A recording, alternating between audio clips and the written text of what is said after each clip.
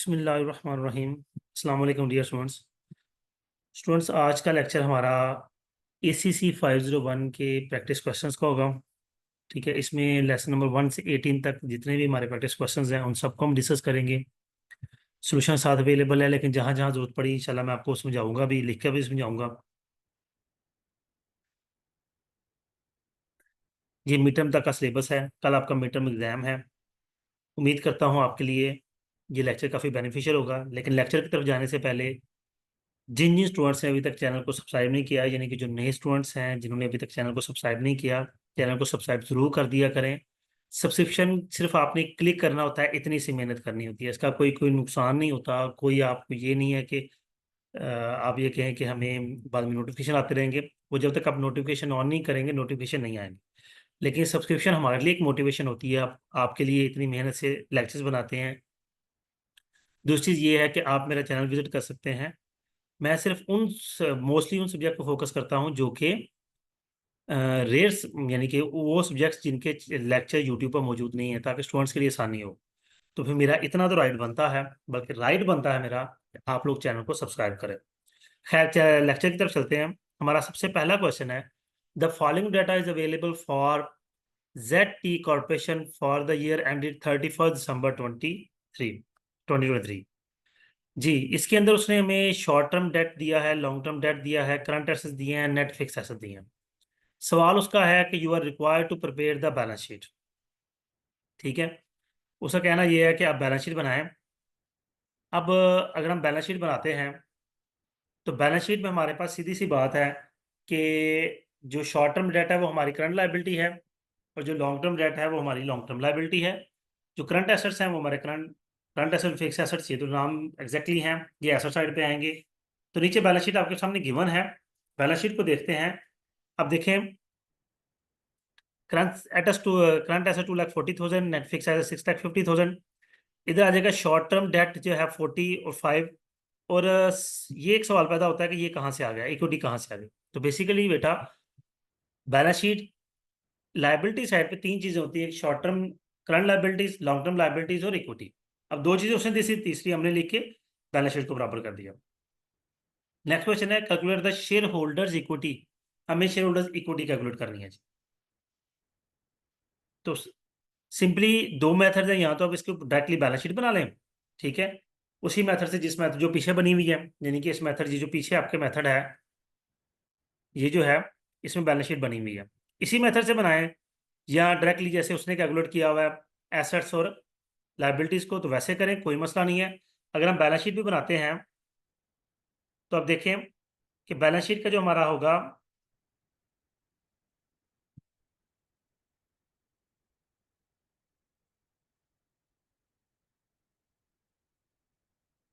Balance sheet अब इसी method से बनाएंगे।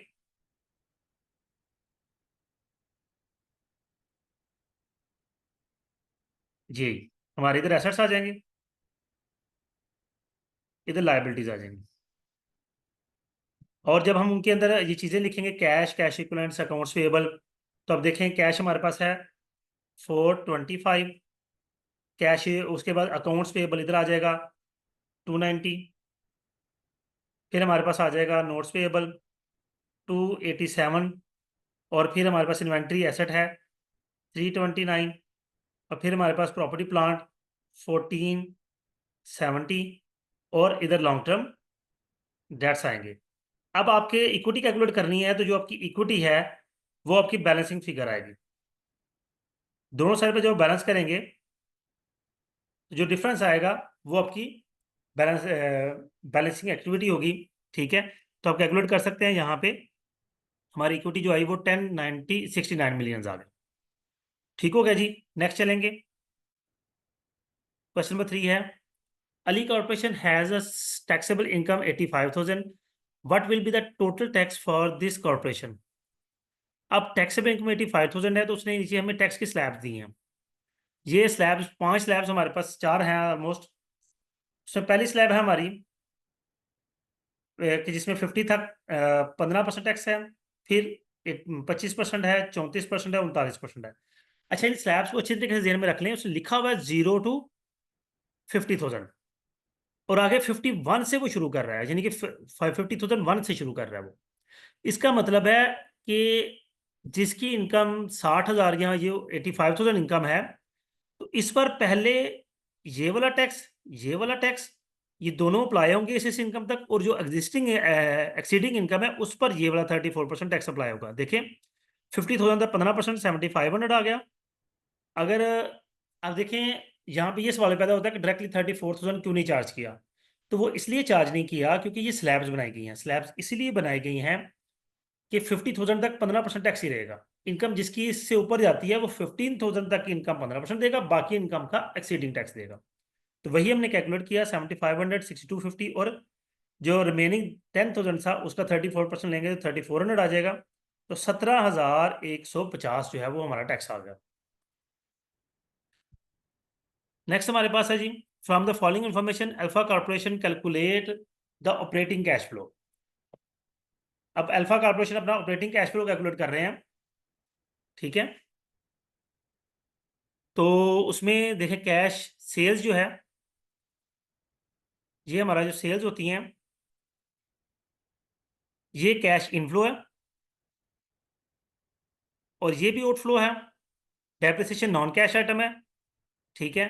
तो ये एड बैक होती है, और इंटरेस्ट एक्सपेंस जो है ये भी आउटफ्लो है, टैक्स भी आउटफ्लो है। तो ये भी पॉजिटिव फिगर है, ये वाली पॉजिटिव फिगर है, बाकी जो है वो नेगेटिव फिगर्स हैं। तो यहाँ पे देखें ये नेगेटिव लिया, सॉरी पॉजिटिव लिया, ये नेगेटिव है, ये भी पॉजिटिव है, और ये भी नेगेटिव है। तो हमने 8150 जो है अपना कैलकुलेट कर लिया। Operating sorry operating cash flow है तो इसमें इंटरेस्ट नहीं आएगा, ये हम ऐड नहीं करेंगे क्योंकि ये ऑपरेटिंग कैश फ्लो का हिस्सा नहीं होता, ये उसके बाद आएगा।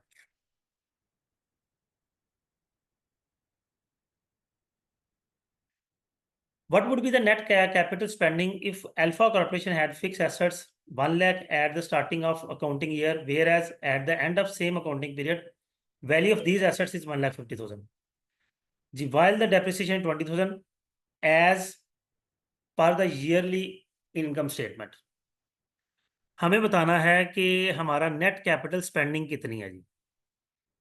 उसके लिए सबसे पहली चीज हमारे पास आ जाएगा एंडिंग नेट फिक्स एसेट्स, जो कि हमारे पास 1,50,000 है। बिगिनिंग नेट फिक्स एसेट्स जो कि 1,00,000 है, वो माइनस होंगे, और 20,000 की हमारी डेप्रिसिएशन एड बैक होगी, तो हमारा नेट कैपिटल स्पेंडिंग जो है वो 70,000 आ जाएगा। अब ये डेप्रिसिएशन एड बैक क्यों हुई है, सीधी सी बात है। एंड में से बिगिनिंग तो माइनस हो गया तो ये 50,000 आ गया, लेकिन एंडिंग में से डेप्रिसिएशन माइनस हुई हुई थी, तो ये एड बैक करेंगे तो एंडिंग 1,75,000 एक्चुअल आएगी। इसमें से 1 लाख माइनस करें आप, आपका 70,000 आ गया।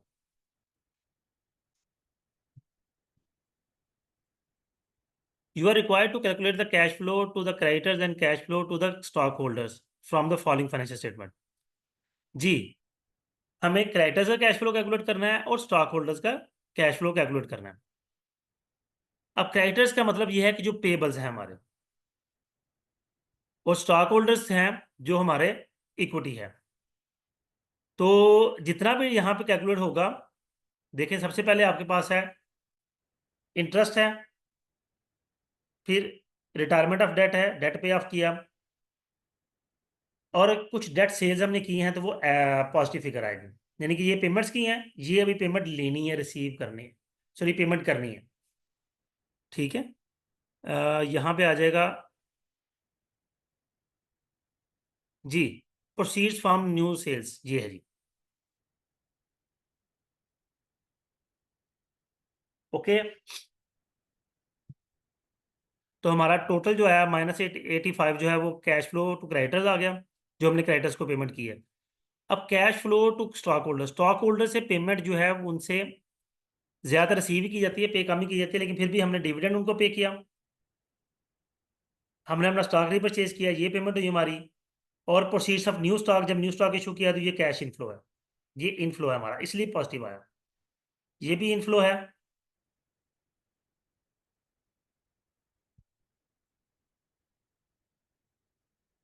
ठीक हो गया जी। नेक्स्ट चलेंगे, from the given information alpha corporation है, you are required to calculate the cash flow from the firm assets and cash flow to the investors. जी, कैश फ्लो हमने कैलकुलेट करना है। अब देखेंगे कैश फ्लो के सबसे ज्यादा क्वेश्चंस हैं यहाँ पे। ऑपरेटिंग कैश फ्लो 325 है, डेट 95 है, कैपिटल स्पेंडिंग 179 है, इक्विटी 27 है, एडिशनल नेट वर्किंग कैपिटल 32 है। जी, कैपिटल स्पेंडिंग कैश आउटफ्लो होता है वो माइनस होगा, माइनसिंग माइनस की फिगर आएगी। इसके बाद एडिशनल नेट वर्किंग कैपिटल जो है ये हमने पे ऑफ किया। दो हमारे पे ऑफ आ गए, एक तो कैपिटल स्पेंडिंग और net additional net working capital जो हमने स्पेंड किया। उसके अलावा बाकी पॉजिटिव फिगर्स आएंगी तो जो हम कैलकुलेट करेंगे तो 122 हमारा नेट कैश फ्लो आ जाएगा। जी।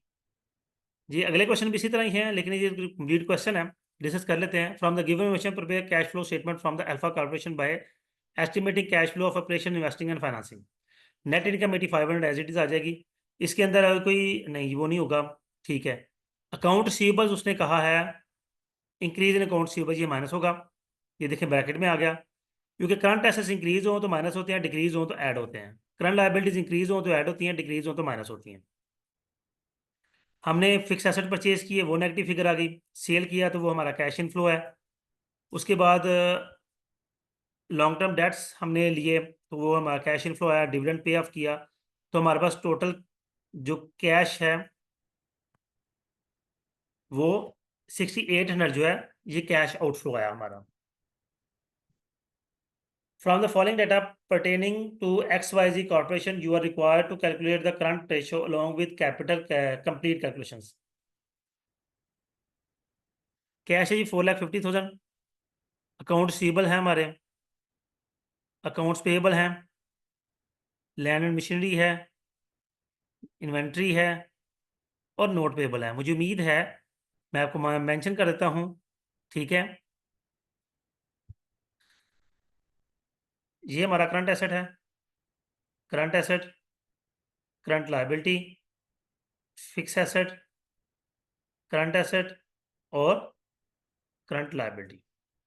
अब आप, मुझे उम्मीद है कि करंट रेशियो कैलकुलेट कर लेंगे, लेकिन मैं फिर भी कर देता हूँ। करंट रेशियो के लिए हम क्या करेंगे, करंट एसेट, करंट एसेट को डिवाइड करते हैं हम करंट लायबिलिटी से। करंट एसेट कौन कौन से हैं, कैश है, अकाउंट रिसीवेबल है और इन्वेंट्री है। तीनों को हमने यहाँ पे ऐड कर लिया, 12885 आ गया। उसके बाद हमने हमने क्या किया कि करंट लायबिलिटी जो हमारी 9,50,000 आई, तो करंट रेशियो हमने जब दोनों को डिवाइड किया तो हमारे पास 1.35 आ गई। From the following data pertain to current asset side of corporation you are required to convert this data into common size. जी, common size statement. Common size statement का मतलब ये होता है कि हमें इनका कंपैरिजन करना है किसी एक वैल्यू के साथ। तो जो हमारी balance sheet, sorry, income statement होती है उसमें सेल्स के साथ सारी चीज़ों को हम कंपेयर करते हैं, और बैलेंस शीट में हम टोटल एसेट्स के साथ हर चीज़ को कंपेयर करते हैं। Even current liabilities, long term liabilities, current assets में कैश, जो कुछ भी है वो सारा टोटल एसेट के साथ कंपेयर होता है। तो हर चीज़ को हम ये देखें जी, जी हमारी टोटल एसेट्स हैं, तो 92 को 3480 पे डिवाइड करें। 92 को 3480 पे डिवाइड करेंगे, 92 डिवाइड बाय 3480 मल्टीप्लाई बाय 100 कर देंगे तो आपकी फिगर 2.64% आ जाएगा। इसी तरह 178 को डिवाइड करेंगे 3480 पे, मल्टीप्लाई करेंगे 100 के साथ, तो ये आ जाएगा 5.11%। इस तरह से ये आएगा। ठीक हो गया जी। नेक्स्ट प्रोसीड करते हैं। From the following data calculate current ratio and quick ratio. जी स्टूडेंट्स, करंट रेशियो के लिए तो जितने भी करंट एसेट्स हैं वो लेंगे। मैं मार्क कर देता हूँ कौन कौन से हमारे करंट एसेट्स हैं। कैश, अकाउंट रिसीवेबल, इन्वेंट्री और कोई नहीं है जी। करंट लायबिलिटीज में अकाउंट्स पेएबल हैं और अक्रूवल्स हैं।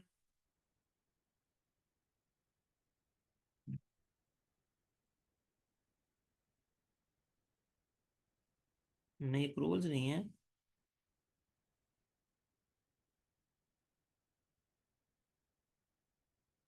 और क्या है हमारे पास, accounts payable, accruals, net inventory, हाँ शॉर्ट टर्म लोन। ये तीनों चीजें ऐड होकर हमारी करंट लायबिलिटीज बन जाएंगी। तो करंट एसेट हमारे 323 हैं, करंट लायबिलिटीज 370 हैं, तो 0.87 हमारी करंट रेशो आ गई। अब चूंकि करंट एसेट में इन्वेंट्री माइनस करें तो आपकी क्विक एसेट्स आ जाते हैं, तो वो माइनस करके हम कैलकुलेट करेंगे तो हमारी क्विक रेशो 0.64 आ जाएगी। नीचे उसने वर्किंग भी की हुई है, चेक कर लीजिएगा। नेक्स्ट प्रोसीड करेंगे। You are required to calculate the receivables turnover and average collection period from the given data. Account receivable है 1850, इन्वेंट्री है 6550, अकाउंट्स पेबल 1700। हमें रिसीवेबल टर्नओवर और एवरेज कलेक्शन पीरियड कैलकुलेट करना है।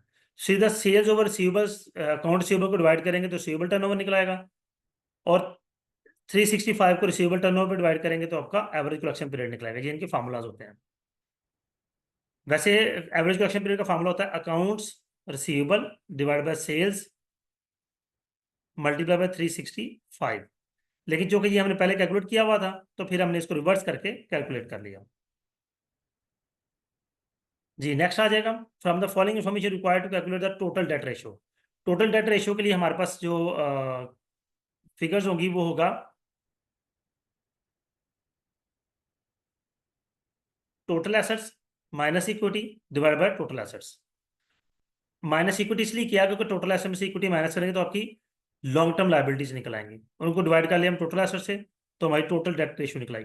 वैसे जो जनरल डेट रेशियो होती है मैं वो भी आपको बता दूं, ये आपने मिक्स नहीं करना। डेट रेशियो इक्वल होती है total liabilities divide by equity.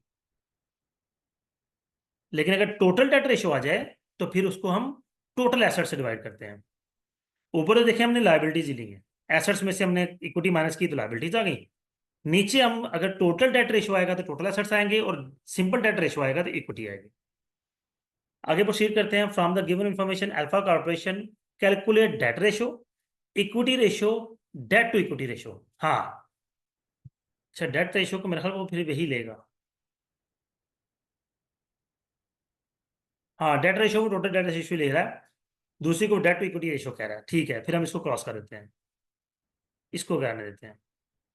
हमें बुक को फॉलो करना है, ये मैं जनरल स्टैंडर्ड आपको बता रहा था, लेकिन जो कि बुक में डिफरेंट है तो फिर बुक के मुताबिक चलेंगे।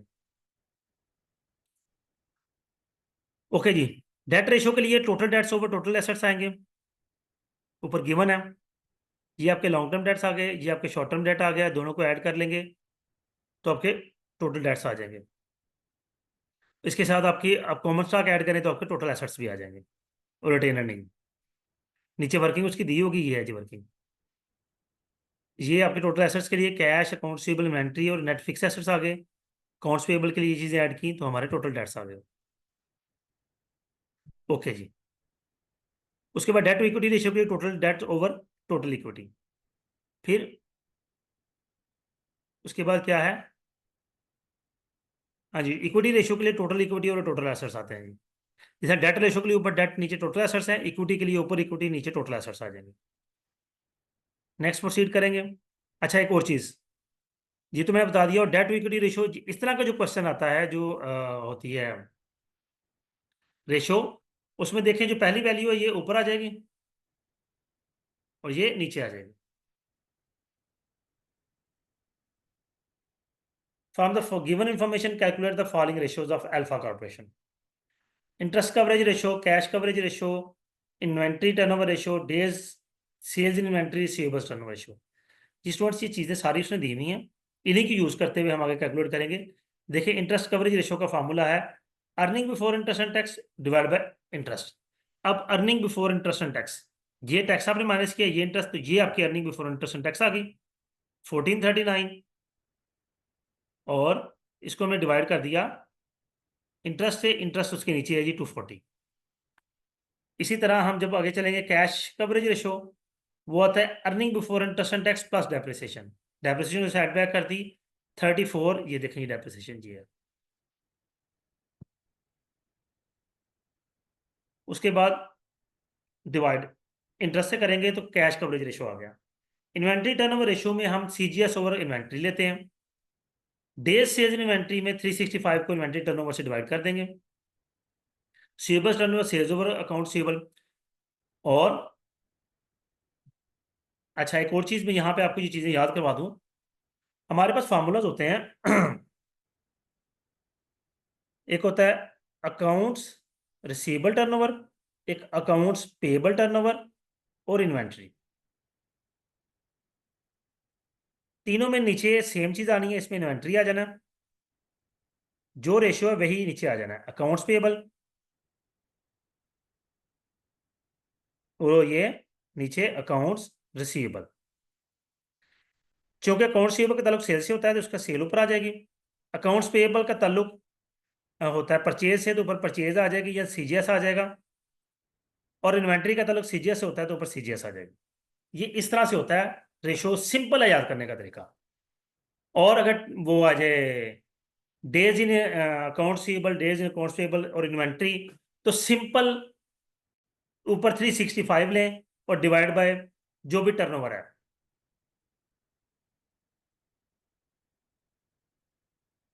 उससे डिवाइड कर दें। आपकी 6 रेशियोज यहाँ पे सिंपली क्लियर हो गई याद करने के लिए। आगे चलेंगे। From the data given below compute earning per share and price earning ratio. Earning per share होता है नेट इनकम को हम आउटस्टैंडिंग शेयर पर डिवाइड करते हैं, और प्राइस अर्निंग रेशियो में जो मार्केट प्राइस होती है शेयर की, यहाँ पे गिवन है ये है जी 65, उसको जो हमने 9.46 कैलकुलेट किया उससे डिवाइड करेंगे तो हमारी प्राइस अर्निंग रेशियो भी निकल आएगी। नेक्स्ट प्रोसीड करेंगे। From the given information estimate the figures of total assets and total equity to further calculate return on assets and return on equity. जी मैं पहले इनकी रेशियोज मेंशन है, लिखा हुआ है return on assets.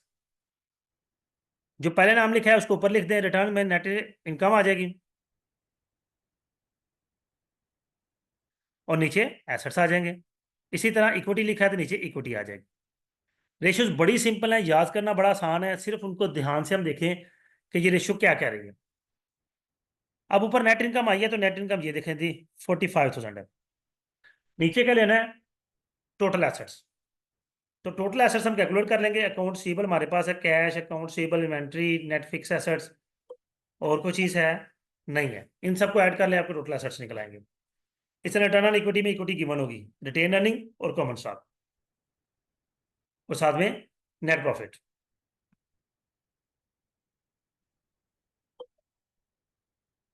Next proceed करेंगे जी।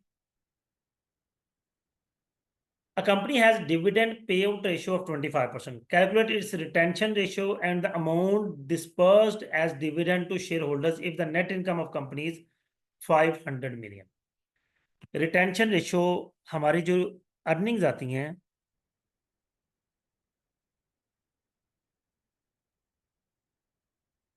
इनको हम 200 में डिवाइड करते हैं, एक को हम डिविडेंड कर देते हैं और एक को हम रिटेन रख लेते हैं। जो डिविडेंड की परसेंटेज होती है इसे पे आउट रेशियो कहते हैं, इसकी जो परसेंटेज होगी उसे रिटेंशन कहते हैं। ओके हो गया। अब रिटेंशन रेशियो में क्या किया उसने, सिंपल क्या किया है कि 1 माइनस डिविडेंड पे आउट कर दे तो रिटेंशन रेशियो निकल आएगी 75% है, क्योंकि टोटल तो ये 100% है ना। अगर ये 25% है तो ये 75% आ जाएगा, सिंपल बात है। अच्छा जी, क्वेश्चन नंबर 19 पे बात करेंगे।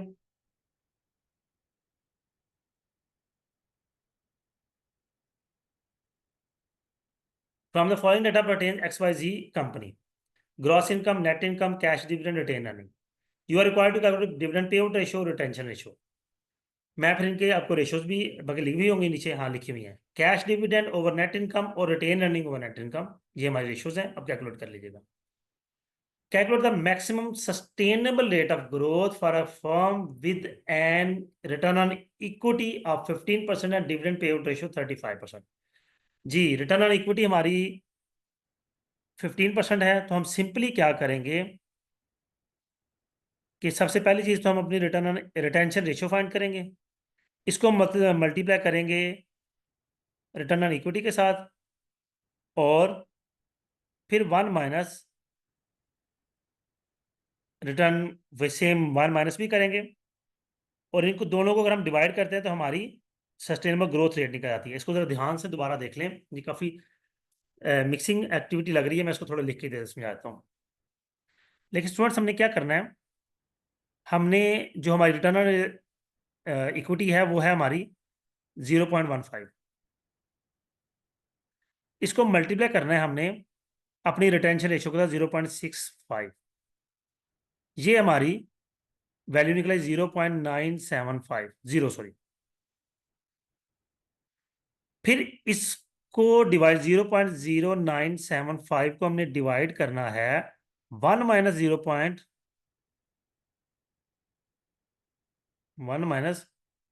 0.0 नहीं 0.65, नहीं सॉरी 0.0975। इसको डिवाइड करेंगे तो हमारे पास आ जाएगा सस्टेनेबल ग्रोथ रेट, जो कि 10.8% आ गया। By using the given information of the form, calculate return on equity using due point analysis technique. Due point analysis technique का फार्मूला होता है रिटर्न ऑन इक्विटी के लिए, प्रॉफिट मार्जिन को मल्टीप्लाई करते हैं एसेट टर्नओवर के साथ, मल्टीप्लाई करते हैं लीवरेज फैक्टर के साथ। तो लीवरेज फैक्टर यहाँ पे गिवन नहीं है तो उसको कैलकुलेट करना पड़ेगा। तो ये जी आपका फाइनेंशियल लीवरेज आ गई। टोटल एसेट्स को हम शेयर होल्डर इक्विटी पर डिवाइड करेंगे, तो हम रिटर्न ऑन इक्विटी के लिए तीनों को मल्टीप्लाई कर देंगे, profit margin, total asset turnover और फाइनेंशियल लीवरेज। तो हमारी रिटर्न ऑन इक्विटी निकल आई 37.47%।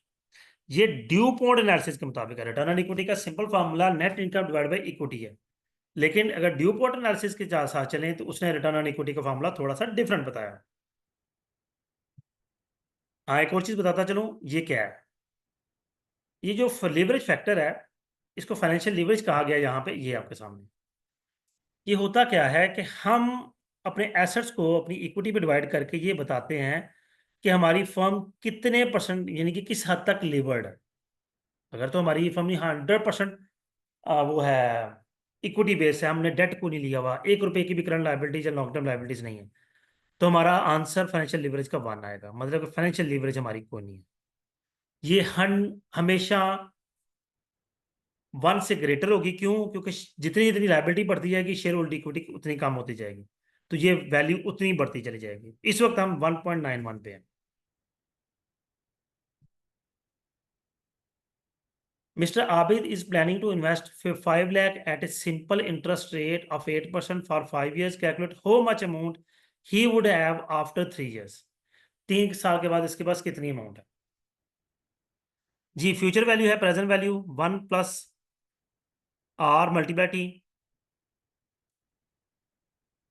ये फ्यूचर वैल्यू फाइंड कर रहे हैं हम, नहीं मुझे मल्टीप्लाई टी नहीं, पावर टी है। एट ए सिंपल, अच्छा हाँ सिंपल इंटरेस्ट रेट ठीक है, ये मल्टीप्लाई आएगा।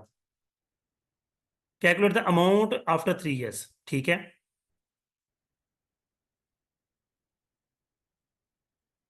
5 lakh at simple interest rate 5% for 5 years। Calculate how much amount he would have after 3 years। 3 साल के बाद इसके पास क्या अमाउंट होगी? गलत कैलकुलेट हुआ भाई। बेशक 5 साल के इन्वेस्ट किया है, उसने पूछा है कि 3 साल बाद अमाउंट कितनी होगी, तो हम क्या करेंगे, 5 लाख इसको मल्टीप्लाई करेंगे 1 + कितना इंटरेस्ट रेट है 0.08, और चूंकि 3 साल उसने कहा है तो 3 से मल्टीप्लाई करेंगे, तो 5 लाख मल्टीप्लाई बाय 1 + 0.24, यानी कि 1.24 हो गया, तो ये आ जाएगा 62 जी 6,20,000।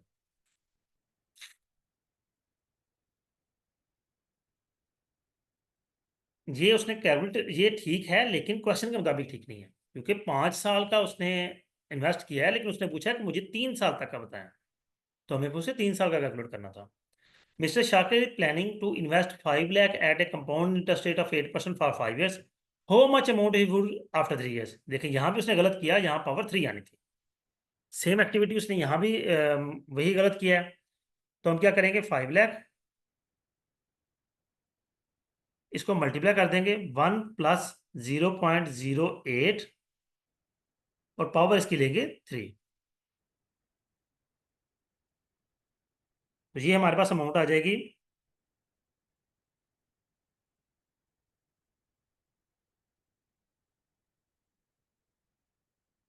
जी ये अमाउंट आ गई हमारे पास 5 लाख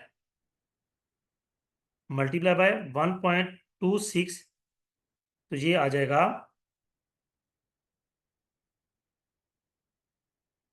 629856। जी 7 लाख 34 है उसने बनाया, जो कि नहीं बनेगा, ये गलत है। Mister Nadeem plans to invest 10 lakh for 5 years in bank. Based on the information provided, suggest to him the best opinion of investment. उसने 8% सिंपल इंटरेस्ट के साथ इन्वेस्ट किया 5 साल के लिए, और 7.5% कंपाउंड इंटरेस्ट के साथ। तो ये ऊपर कैलकुलेट हुआ है, ठीक है। इसी तरीके से कैलकुलेट करेंगे, ये आपके सामने कैलकुलेटेड है। तो देखें वैल्यू फ्यूचर उसकी कंपाउंड की ज़्यादा आई है, तो फिर ये बेस्ट ऑप्शन है। Mister Anwar invest 50,000 in a 12% simple interest 60 days certificate of deposit. What will be the total proceeding at the end of certificate of deposit term?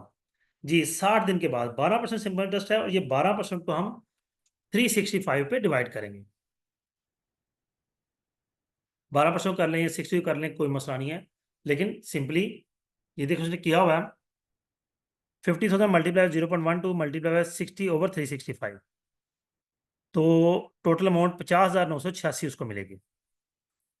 If you anticipate a need of 6 lakh for the vacation in 2 years and you can earn 8% interest on the saving, how much should you invest today to cover the cost of your vacation? जी 2 साल बाद हमें 6 लाख चाहिए, तो हमने present value मालूम करनी है। तो इंटरेस्ट रेट 8% है, तो पावर 2 लेंगे, डिवाइड कर देंगे, 5,14,403 हमारे पास आ जाएगा। हमने अभी कैलकुलेट किया, वैसे फ्यूचर वैल्यू का फॉर्मूला होता है प्रेजेंट वैल्यू इंटू 1+i⁻n। अब चूंकि प्रेजेंट वैल्यू फाइंड करनी है, तो इस पोर्शन को उठाकर हमने फ्यूचर वैल्यू के नीचे रख दिया। क्वेश्चन नंबर 27 है, suppose you are a 20 years old now and can invest money at 12%, you aim to get 10 lakh at the age of 40। 40 साल बाद आपको 10 लाख चाहिए, तो सेम यहाँ भी प्रेजेंट वैल्यू कैलकुलेट करनी है। 10 लाख आपको बस फ्यूचर वैल्यू है, उसी हिसाब से हम कैलकुलेट कर लेंगे। Suppose that you will receive 5 lakh after 15 years of investment into the bank. You know to calculate present value of investment if the invest your money at 6% compounded annually. Invest same amount 9% compound annually. Simple सी बात है, 9%। जी 9% के हिसाब से हमें 1,37,000 चाहिए अभी, और 6% के हिसाब से 2,08,000। Mr. Akab needs 15 lakh to buy a new vehicle. If he has 6 lakh now to invest at 12% compounded annually, how long will it take to have amount of buying new vehicle? जी कितना time लगेगा उसे नई vehicle bye करने के लिए? ये एक interesting question है, क्योंकि उसमें टाइम कैलकुलेट करना है। अब देखें फ्यूचर वैल्यू प्रेजेंट वैल्यू दोनों वैल्यू हमने ले ली, और साथ में 1.12 ले लिया। अब ये दोनों को डिवाइड करेंगे तो 2.5 आ गया।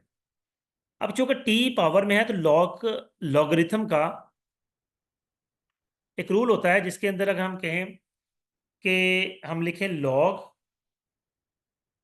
n की पावर m है, तो ये इक्वल होता है m log n।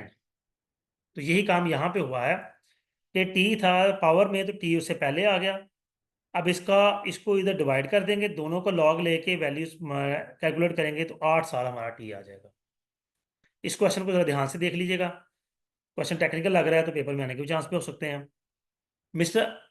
Akdas has 3 lakh to invest today and he requires 5 lakh after 5 years for his child's admission in a school. What interest rate he must earn on his investment to meet the cost of school admission? जी future value same, ये तो बार बार आ रहा है, तो हम कितनी दफ़ा discuss कर चुके हैं। Calculate the following year and cash flow, calculate present value if discounted rate is 12%।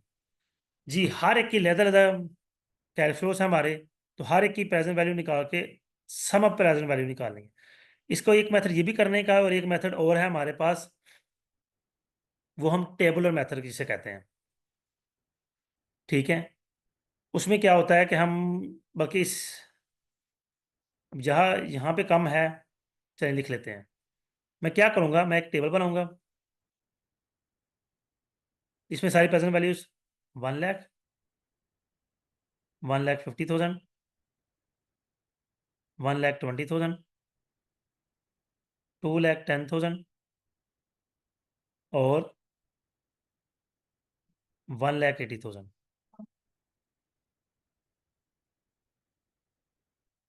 हम ये पावर 1.12 की पावर कैलकुलेट करेंगे एन के हिसाब से। यहाँ पावर 1 आ जाएगी, यहाँ पावर 2 आ जाएगी, यहाँ पावर 3, 4, 5, 6। फिर हम इसको डिवाइड कर लेते हैं 1 के साथ, दोनों वैल्यूज को आपस में डिवाइड कर लेते हैं। यानी कि ये हमारी कैश फ्लोज हैं। हम कैश फ्लो को डिवाइड करते हैं 1.12 पावर एन के साथ, तो हमारे पास आंसर निकलाते हैं। हम सबको सम अप करते हैं, ये आंसर्स निकल आएंगे, तो हमारे पास प्रेजेंट वैल्यू आ जाएगी। दोनों मेथड से आप कर सकते हैं, जो आपको इजी लगे।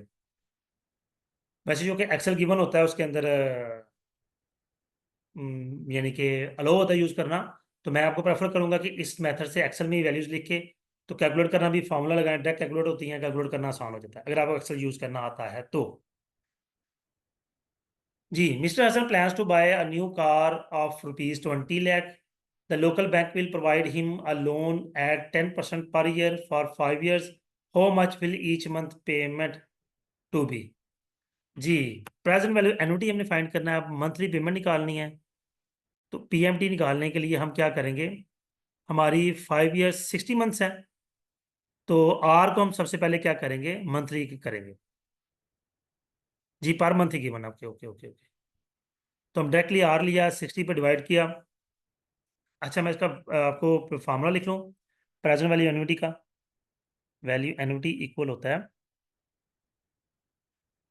PMT into 1 - 1/1 + i power n divided by i. ये हमारा फार्मूला होता है जी। ये जहाँ लिखा हुआ है ये सारा यही कुछ लिखा हुआ है, देखें, 1 - 1/1 + i पावर n। चले, मैंने आई यूज़ किया, उसने आर यूज़ किया, doesn't matter, divide by R. ठीक है, ये फार्मूला है। वैल्यूज डायरेक्टली आपने पुट करके आंसर फाइंड करना है, खुद ही उसने वैल्यूज कैलकुलेटेड दी हुई। क्वेश्चन नंबर 33 है, mister Saeed wants to renovate his house after 5 years and requires 10 lakh at the time. He can earn 12% compounded annually if he decide to deposit an equal amount every year for a period of 5 years. Find out the amount of each deposit. Solution है future value annuity. अच्छा, future value का formula भी लिख लेते हैं। चलें जी, future value annuity का formula होता है 1 + i पावर n - 1/i, और इधर आ जाएगा पी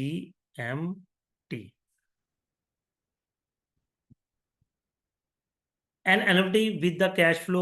कैश, अच्छा सॉरी, वो हमने वैल्यूज डिस्कस नहीं की। हमारे पास ये एन है, ये हमारी फ्यूचर वैल्यू है, ये आई है, हमारा ये आर है। इसको 0.12 लेंगे। देखें, यही काम उसने किया हुआ है। ये 5 लिया टी, ठीक है, 0.12, 0.1 + आर था तो 1.12 आ गया। और वैल्यू कैलकुलेट करके उसने 10 लाख पर डिवाइड किया, तो हमारी पर ईयर इंस्टॉलमेंट 1,57,411 आ गई। फिर an annuity with a cash inflow of 10,000 for each of 6 years, assume that interest amount occurs at the beginning of each year।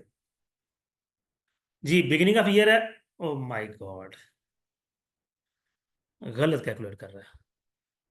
Interest payment occurs at the beginning of each year है, तो beginning annuity due होता है। Annuity due का formula होता है future value annuity, और यहाँ पे ड्यू लिख देंगे, D U equal P M T into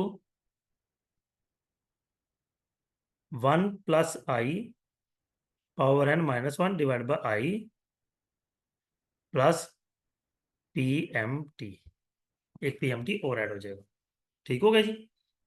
इस तरह ये हमारी फ्यूचर वैल्यू निकलती है। ये मैथड उन्होंने गलत कैलकुलेट किया हुआ है। खैर चलें, दिस इज द वैल्यू। इसको सॉल्व कर लें, लेकिन फिर भी हम एक दफ़ा फ्यूचर वैल्यू एनुटी का ड्यू का फॉर्मूला देख लेते हैं।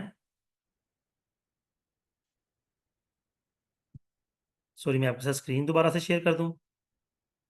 हम स्क्रीन को स्टॉप करेंगे और फिर शेयर करके होल स्क्रीन आपसे शेयर कर लेंगे।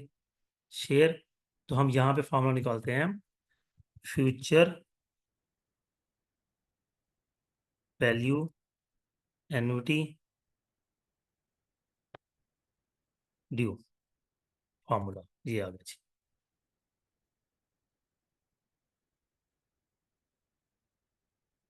हाँ जी, थोड़ी सी गलती मैंने भी कर ली। ठीक हो गया जी, हम आते हैं वापस अपने क्वेश्चन के ऊपर। हाँ, यहाँ पीएमटी नहीं है, प्लस भी नहीं है, ये मल्टीप्लाई बाय 1 प्लस आई है। ठीक है, मतलब ये सब कुछ यही होना है। यहाँ पे साथ में मल्टीप्लाई आ जाना है 1.1। तो ये जो फ्यूचर वैल्यू निकलनी है ये आ जाएगी 77,156 आया है। तो इसमें प्लस कर देंगे 7716। तो ये हमारा आंसर आ जाएगा 2 और 7 8। अच्छा, उसके बाद 5 7 8, 85,872 हमारा आंसर आना है। ठीक है, ये स्टूडेंट्स क्या रखिएगा। मतलब ये कि यहाँ पे प्लस होना नहीं था, क्योंकि डायरेक्ट मल्टीप्लाई अगर हम करते हैं ना, तो ये आंसर डायरेक्टली अगर मैं इसको काट भी दूं ना, तो ये आंसर आता है आपका डायरेक्टली। ओके जी। ओह, सॉरी, बिल्कुल ठीक है, इसको नीचे कैलकुलेट किया हुआ है, गुड यार। तो फिर मैंने ये जमा गलत किया है, यहाँ 4 आना था। That's nice. चलें जी, आगे चलते हैं। Determine the effective interest rate of commodity quarterly equivalent to 15% annually. जी, इफेक्टिव एनुअल रेट जो है वो अगर हमने एक चीज कंपाउंड क्वार्टरली कैलकुलेट की भी है, तो उसे एनुअली कन्वर्ट करने के लिए हम उसको करेंगे कि 4 पे इसको डिवाइड करें। क्वार्टर 4 होते हैं साल में, 4 पे डिवाइड करेंगे, पावर 4 लेंगे, तो जो हमारे पास 15% है वो 15.87% हो जाएगा।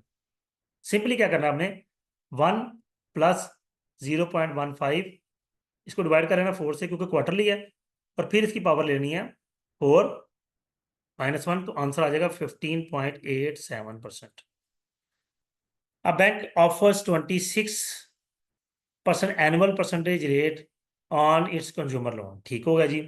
The bank requires you to make payment each month, what is the interest rate you actually pay. आप एक्चुअल इंटरेस्ट रेट क्या पे कर रहे हैं एनुअल। जी, 26 का यही हम काम करेंगे इफेक्टिव एनुअल रेट में। मंथली उसने कहा है ना, नीचे जाने से पहले हम कर लेते हैं। 1 + 0.26 डिवाइड बाय 12 और पावर 12 - 1। अब चलते हैं नीचे, तो आंसर क्या है हमारा 29.33। A person invest intend to save up money up for future.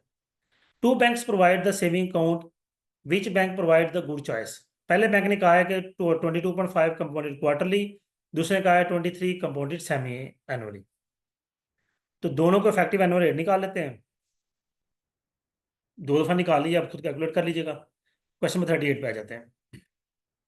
Let's say you are thinking about making an investment that will yield rupees 15,000 per year for the next 8 years.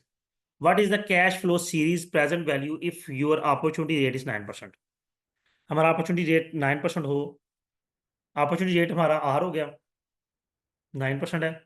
ठीक है, और 8 years है, N हम यानी कि T हमारा 8 years आ गया, और इसको हम 0.09 लेंगे जी। और हमारा कैश फ्लो या पीएमटी जो होती है वो 15,000 आ गई। फॉर्मूला प्रेजेंट वैल्यू को पहले भी कितनी दफ़ा डिस्कस हो गया, दोबारा लिख देता हूँ। C × 1 - 1/1 + R power T divide by R।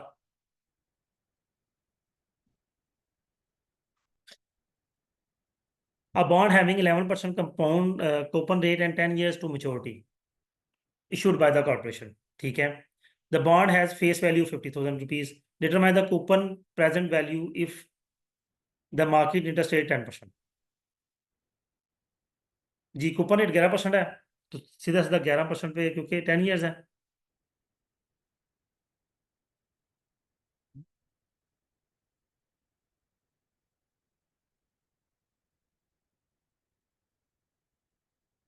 Coupon payment निकालनी है, ठीक है। 11% है तो 11% 5500 आ जाएगा। तो present value coupon payment same as it is 1 वो प्रेजेंट वैल्यू को फॉर्मूला लगाएं, तो आपका आंसर निकलेगा कूपन पेमेंट के हिसाब से प्रेजेंट वैल्यू क्या आती है। Assume that company release a 9 years bond with the face value of 10,000.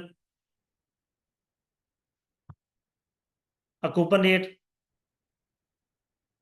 8% given the current market. The bond's current worth is 14% necessary rate of return to justify. जी next हमने क्या है, कूपन पेमेंट हमारे पास 8% है, 800 आ गई। वैल्यू ऑफ बॉन्ड कैलकुलेट करना है। अच्छा यहाँ पे आप पिछले क्वेश्चन को जरा मैं रिलेट कर दूँ, खुद ही मैंने कुछ बातें की थी, तो यहाँ पे कर लेते हैं। जी अगर हमें प्रेजेंट वैल्यू बॉन्ड कैलकुलेट करनी है ना, तो उसके लिए फार्मूला होता है, एक तो कूपन पेमेंट के लिए होता है 1 - 1/1 + R⁻T डिवाइड बाय R। ये हो गया present value coupon payment, plus अगर हम मेच्योरिटी वैल्यू या फेस वैल्यू बॉन्ड के लेंगे, उसको डिवाइड कर देंगे 1 + R⁻T के साथ, तो ये दोनों चीजें मिलकर हमारा बॉन्ड की प्रेजेंट वैल्यू कब बनेगी। यहाँ पे सिर्फ हमने पहला हिस्सा कैलकुलेट किया है, कूपन पेमेंट निकाली, और नीचे आ जाए तो हमने दोनों कैलकुलेट कर रहे हैं। जी आपके सामने ये पहला हिस्सा है और ये दूसरा हिस्सा है। एफ उसने फेस वैल्यू लिखा हुआ है। The face value of bond issued ABC Corporation is 2000. It provides 200 as the annual coupon for next 20 years. Determine the present value of coupon payment. अब देखें ये पिछला क्वेश्चन हम कूपन पेमेंट वाला करके हैं, वही मेथड यहाँ पे अप्लाई होगा, कर लीजिएगा। The bond from S&T Incorporation has the face value 1200. The bond matures in 12 years with an annual coupon payment 100. Ji coupon payment 100 आ गई। From the comparable bonds, the market return is 10%. हमें bonds की value बतानी है, तो bond की value के लिए formula, face value कुछ ना लहदा कैलकुलेट किया, दोनों को जमा किया, सीधा सीधा फार्मूला उसमें जाता है। यार लंबे काम करता है वो। ये फार्मूला मैं लिखा है ना, ये फार्मूला अप्लाई होना स्टूडेंट्स, ठीक है। मेरा ख्याल है क्वेश्चन भी कंप्लीट हो गए। उम्मीद करता हूँ क्वेश्चन को आप अच्छे से अंडरस्टैंड करेंगे। कोई इशू हो, कोई प्रॉब्लम हो, डिस्क्रिप्शन में मेरा कॉन्टैक्ट नंबर मौजूद है। स्टिल मैं यहाँ भी लिख सकता हूँ 030007113455। ठीक है, डिस्क्रिप्शन में मेरा कॉन्टैक्ट नंबर मौजूद है। आप कहीं भी मुझसे रब्ता करना चाहें कर सकते हैं, नो प्रॉब्लम। व्हाट्सएप पे आप कॉन्टैक्ट करेंगे, जो भी इशू हो, जो क्वेश्चन हो, पेज नंबर बताएं, ठीक है, और मैं इंशाल्लाह आपको क्लियर कर दूंगा, नो प्रॉब्लम। ओके स्टूडेंट्स, अपना ख्याल रखिएगा। और जिन जिन स्टूडेंट्स मैं दोबारा कह रहा हूँ कि अभी तक चैनल को सब्सक्राइब नहीं किया, वो चैनल को सब्सक्राइब कर दें, वीडियो को लाइक करना, कमेंट करना हरगिज़ ना भूलिएगा। अल्लाह हाफिज़।